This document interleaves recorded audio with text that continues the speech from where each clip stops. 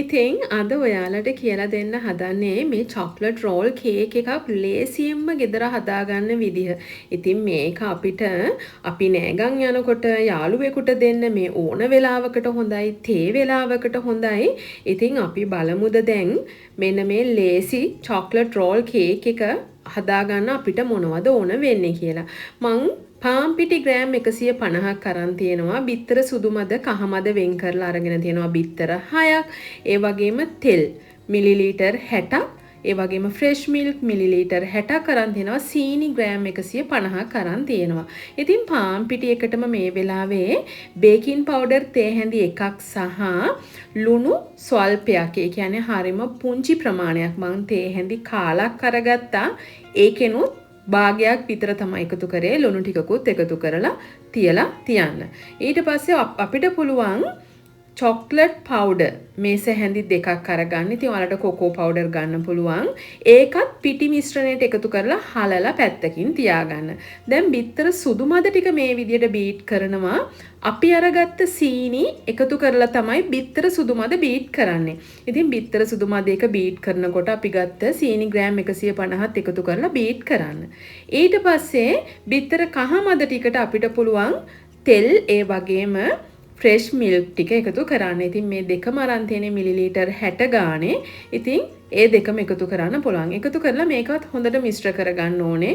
ඉතින් ඔයාලට විස්ක් එකක් පාවිච්චි කරලා උනත් මේක මිශ්‍ර කරගන්න පුළුවන්. මං ඉතින් සුදු මද බීට් කරපු නිසා බීටර් එකම යූස් කළා. ඊට පස්සේ ඒකට අපි වැනිලා ස්වල්පයක් එකතු කරගන්න ඕනේ. ඉතින් වැනිලා බිඳු කීපයක් එකතු කරගත්තාම ඇති. ඊට පස්සේ අපි චොක්ලට් පවුඩර්, බේකින් පවුඩර් එකතු කරලා හලාගත්ත පාන් පිටි මිශ්‍රණය දෙපාරකට විතර මේකට එකතු කරලා මිශ්‍ර කරගන්න ඕනේ. ඉතින් එකපාරම එකතු කරලා මිශ්‍ර කරගන්න එපා. කැට ගැහෙන්න බලනවා. ඒක නිසා දෙපාරකට විතර එකතු කරලා හොඳින් මේ වගේ මිශ්‍ර කරන්න. ඊට පස්සේ මේ හදාගන්න මිශ්‍රණය අපිට මේ බිත්තර සුදු මද මිශ්‍රණයට එකතු කරගන්න විතරයි තියෙන්නේ. ඉතින් බිත්තර සුදු මද මිශ්‍රණයේ සීනි තියෙනවා. ඒක නිසා අපිට මේක එකතු කරලා හොඳට මේ මිශ්‍රණය කලවම් කරලා හදාගන්න පුළුවන්. ඊට පස්සේ අපිට අපේ oven එක ප්‍රීහීට් වෙන්න දාන්න ඕනේ විනාඩි 10කට සෙල්සියස් අංශක 180ට. ඉතින් අපි එක එක්කෙනාගේ oven එක වෙනස්. එතකොට අපේ oven එකෙන් oven එකට උෂ්ණත්වය සහ කාලය වෙනස් වෙන්න පුළුවන්. ඉතින් ඔයාලා දන්නවා ඔයාලගේ ගෙදර තියෙන oven එකේ තත්ත්වය කොහොමද කියලා. ඒක නිසා ඒ ගැන සැලකිලිමත් වෙන්න. ඊට පස්සේ මේක හොඳට මිශ්‍ර කරලා අපි මේක දාගන්න තැටියට බේකින් ෂීට් එකක් දාලා දාන්න ඕනේ. ඉතින් ඔයාලා බේකින් ෂීට් එකට තෙල් ටිකක් ගන්න පුළුවන්. එහෙම නැත්නම් බටර් ටිකක් ගන්න පුළුවන්. මොකද මේ බේකින් ෂීට් එකෙන් මේ අපි හදාගන්න කේක් ලේයර් එක මේක ගොඩක් තුනියටනේ තියෙන්නේ. ඉතින් ඒක හොඳට ගලව ගන්න පුළුවන් වෙන්න ඕනේ. ඒක නිසා තෙල් ටිකක් ඇප්ලයි කරලම ගන්න. මම තෙල් ටිකක් තමයි ගාලා ගත්තේ. මොකද මම මේ මිශ්‍රණයටත් තෙල් එකතු කරපු නිසා. ඉතින් ඊට පස්සේ මේක අපි අපේ ප්‍රීහීට් වෙන්න දාපු oven එකට දාලා විනාඩි 10ක් 12ක් විතර කාලයක් ඇතුළත බේක් කරලා අරගන්න තියෙනවා. ඉතින් හරියට බේක් වෙලාද කියලා බලන්න ඔයාලට පුළුවන් ටූත් පික් එකක් දාලා ඒක බේක් වෙලාද කියලා බලන්න. ඉතින් මේක හොඳට දැන් බේක් වෙලා තියෙනවා. අපි මේක උණුවෙන්ම පළවෙනි පාරට හොඳට රෝල් කරගන්න ඕනේ. ඉතින් ඔයාලට තේරෙනවා ඇති මේක නිමුණට පස්සේ අපිට රෝල් කරන්න බෑ. කැඩෙන්න බලනවා. ඉතින් ඒක හින්දා උණුවෙන්ම තියෙනකොට පළවෙනි පාරට මෙන්න මේ විදිහට හොඳට බේකින් ෂීට් එකෙන් මේක ගලවලා ඊට පස්සේ මම නම් මේ බේකින් ෂීට් එකේම තියලා රෝල් කර ගන්නවා. ඉතින් ඔයාලට පුළුවන් කැමති නම් මේක වෙනම බේකින් ෂීට් එකකට මාරු කර ගන්න. ඉතින් මේ මං හදාගන්න විදිහ මං කොහොමත් ඔයාලට කියලා දෙන්නේ හරි පහසුවෙන් වැඩ කරගන්න විදිහනේ. ඉතින් ඒක නිසා මම මේ විදිහටම මේකේ තියලා හොඳට රෝල් කරගන්නවා.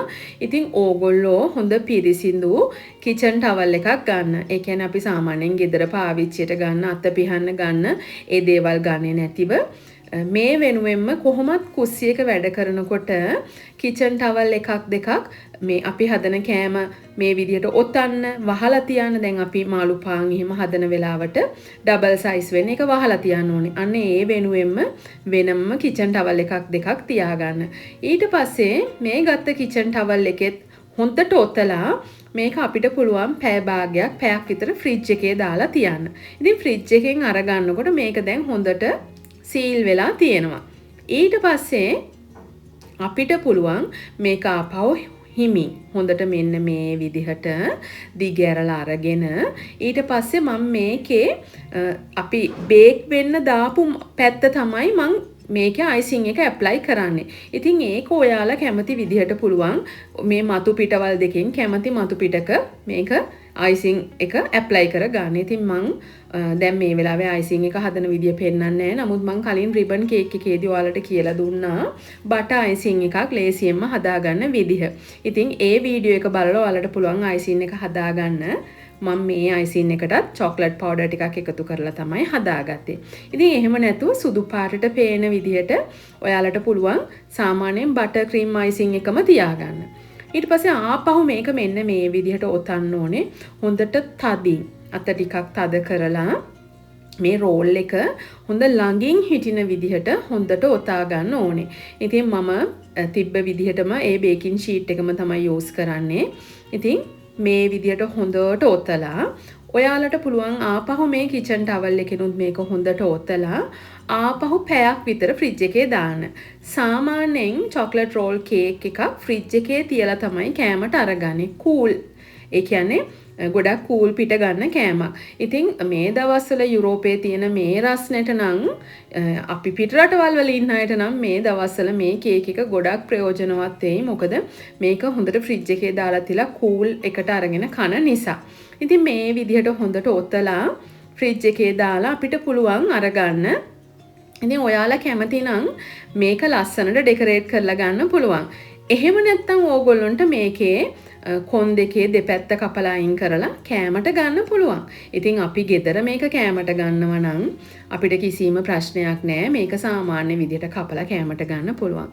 ඉතින් මම ඔයාලට කලිනුත් කිව්වා ඔයාලා අයිසිං ඇප්ලයි කරගන්නකොට ඔයාලට කැමති මතු පිටකින් ඇප්ලයි කරගන්න පුළුවන්. මම ඉතින් මෙන්න මේ විදිහට හදලා මේකේ මෙන්න මේ විදිහට කොන් දෙක කපලා අයින් කරලා ඊට පස්සේ පොඩ්ඩක් අයිසින් sugar ටිකක් දාලා මේක පොඩි ඩෙකරේට් එකක් කර ගන්නවා. ඉතින් ඒකට ඔයාලා කැමති නම් ඔයාලට කරගන්න පුළුවන්. අකමැති නම් කෑමට මේ විදිහටම අරගන්න පුළුවන්. ඉතින් මම මේ කරන දෙයට කැමති නැති කෙනෙක් ඉන්නවා නම් පුළුවන් අයිසින් අපි කලින් හදාගත්ත අයිසින් එකෙන්ම අපිට පුළුවන් චොක්ලට් අයිසින් එකක් හදලා උඩින් ගනාෂ් කරලා අරගන්න. ඉතින් ඔයාලා කැමති විදිහක් මොකද මේක අපි ගෙදර හදාගත්ත දේ නිසා අපිට කැමති විදිහට මේක සරස ගන්න පුළුවන්. ඉතින් මේ විදිහට හැදුවට පස්සේ තියෙන්නේ තින් කපලා පිළිගන්නවන්න. එහෙම නැත්තම් කාට හරි තෑග්ගක් දෙන විදිහට ගෙනියනවා නම් මේක හොඳට අපිට පුළුවන් මේක කවර් කරලා තෑග්ගක් විදිහට දෙන්න. එහෙම නැත්තම් ඉතින් කෑමට අරගන්න. ඉතින් ඒක ඔයාලගේ කැමැත්ත අනුව. ඉතින් මම හිතනවා මේ වීඩියෝ එකත් ඔයාලට ගොඩක් ප්‍රයෝජනවත් වෙයි කියලා. එහෙමනම් ඕගොල්ලොන්ට පුළුවන් මේකට කමෙන්ට් එකක් දාන්න, යාළුවන්ට බලන්න ෂෙයා කරන්න, මතක ඇතිව ලයික් එකක් දාන්න. ඉතින් මේ කේක් එක හැදුවොත් ඔයාලගේ රසට තිබුණාද කියලා මට අමතක නොකර කමෙන්ට් බොක්ස් එකේ කමෙන්ට් එකක් දාන්න. ඉතින් මගේ channel එක subscribe කරලා bell notification එකත් on කරලා තියාගත්තොත් මේ වගේ රසවත් වීඩියෝස් මම දාපු ගමන් ඔයාලට බලන්න පුළුවන්. ඒ වගේම තමයි FR Diaries මගේ YouTube channel එකත් subscribe කරලා ඒ channel එක පැත්තටත් ආවොත් ඔයාලට ගොඩක් ප්‍රයෝජනවත් වටින දේවල් දැනගන්න පුළුවන්. ඉතින් මේ තියෙන්නේ හරි පහසුවෙන් හදාගත්ත මගේ chocolate roll cake එක. මං හිතනවා මේ වීඩියෝ එක ඔයාලට ප්‍රයෝජනවත් වෙන්න ඇති, ආසාවෙන් බලන්න ඇති කියලා. ඉතින් අලුත් වීඩියෝ එකක් අරන් ආයෙත් ඉක්මනින් එන්න.